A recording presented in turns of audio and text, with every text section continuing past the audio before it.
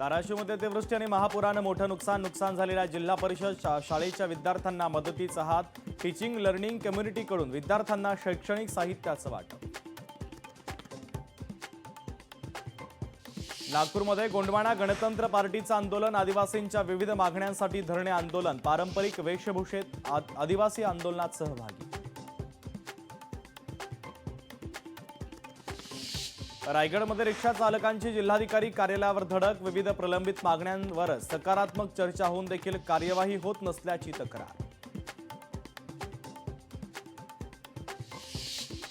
भारतीय कुस्तीपटू विनेश फोगाटचा कुस्तीतून निवृत्ती घेण्याचा निर्णय रद्द। पुन्हा एकदा कुस्तीच्या रिंगणात उतरण्याचा घेतला निर्णय।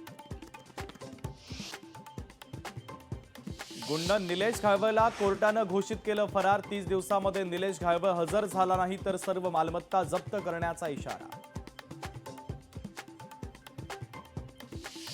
कल्याण बायपास रोडवर ट्रक आणि दुचाकीची जोरदार धडक। रस्त्याच्या कामामुळे एकाच मार्गावरून वाहतूक सुरू। दुर्घटनेमध्ये एकाचा मृत्यू।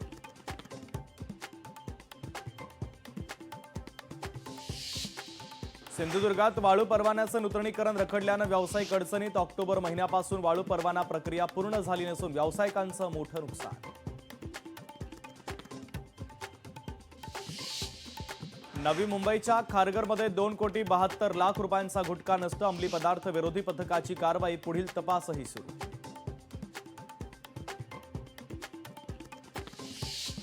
नवी मुंबईच्या घणसोलीमध्ये अज्ञात व्यक्तीला मारहाण। लहान मुलीला हात लावल्याच्या संशयावरून मारहाण। घटनेची माहिती मिळताच पोलीस घटनास्थळी दाखल।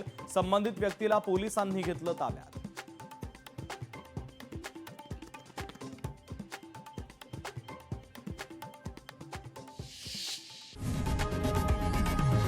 लोकशाही मराठी ऐका, पहा, जागरूक रहा।